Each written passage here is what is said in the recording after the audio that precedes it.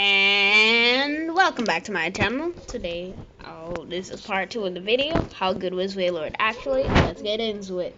Wailord did have some competition in Dugong, whose access to outstanding utility moves in Encore and Perish Song, as well as a strong stab Ice Beam, was a significant differentiating factor. However, Wailord was still generally the better overall choice, as it was more difficult to take out overall, thanks to its notable lack of rock and fighting weaknesses. Its access to Roar was also excellent, as in addition to its effective widespread defensive utility, it could also be a solid offensive tool alongside spikes. Wailord staved off several of the most threatening attackers in the tier, such as Special Flareon, Rain Dance Huntail, Calm Mind Chimecho, Choice Band Matang, and could even act as an effective pivot against offensive variants of itself. Bulky Wailord usually ran a specially defensive spread, but it could also switch to a bold nature with defense EVs. It would still act as an effective switch to the special attackers it was tasked with handling, but would also expand its defensive repertoire to include physical variants of Flareon, as well as Dragon Dance Pupitar and Choice Band Relicanth. Though not a hard counter, it could even help stave off the likes of Hitmonchan and Murkrow. Overall, Wailord excelled in whatever niche it decided to slot itself in, and as a result was one of the best, most consistent and defining Pokemon in Generation 3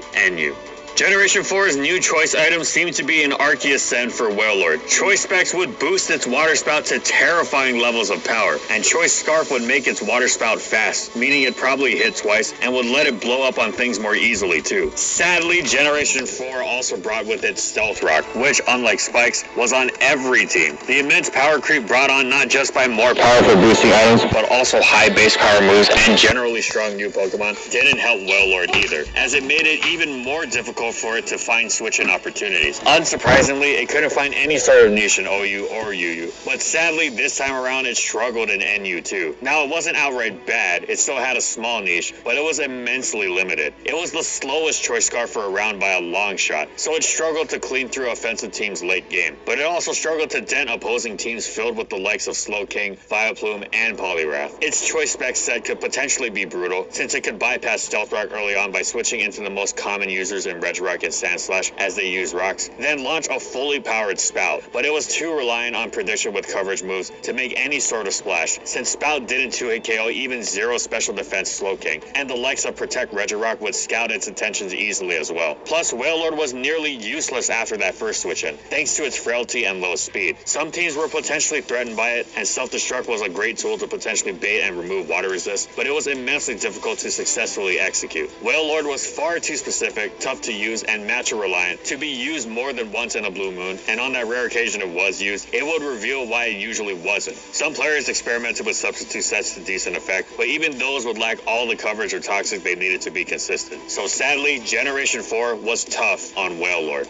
Generation 5's Dream World blessed many Pokemon with outstanding abilities. Wailord was not one of them. It received Pressure, which is a fine ability on an already good Pokemon, but next to useless for something that desperately needed some sort of boost. Instead, Self-Destruct's power was effectively halved, so Wailord wound up losing more than it gained. This nerf ensured it would not be able to establish any sort of niche in NU, which was already set to give it a hard enough time thanks to its absolutely monstrous power creep. And though it's not the absolute worst thing you could use, you also really wouldn't want to use it. Wailord was too slow, too frail, too unable to break through its common answers, and too hampered by entry hazards to establish any sort of niche in Generation 5 NU. It saw no usage and thus dropped to untiered. Alright, honey latte. What's the Wi-Fi password?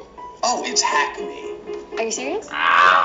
The place I'm buying my socks from? Generation 6 added any PU, dads. a new tier below NU, which Wailord really would have loved a generation or two prior, but by now new additions and power creep had eclipsed it to the point where Wailord could no longer compete even in this new lowest of tiers. Its only niche in PU was a gimmicky PP stalling set called Stall Lord. Theoretically, with Aqua Ring's extra recovery, it could substitute and protect stall many opposing Pokemon thanks to its pressure ability and residual damage from Scald Burns. It would never do anything against teams with any semblance of longevity, i.e. if the opponent had common Pokemon like Clefairy and Politoed, they were probably fine. And it was outclassed by Politoed as well, whose Scald immunity and combination of Whirlpool and Perish Song made it an actually threatening bulky water type. Lord in name only, this whale was harpooned into the murky depths of untiered once again. If Wailord couldn't hack it in the relatively weak PU of Generation 6, it stood nary a chance in the significantly power-crept PU of Generation 7. It was outclassed by pretty much every water type in the tier. Even its PP stalling niche was now done far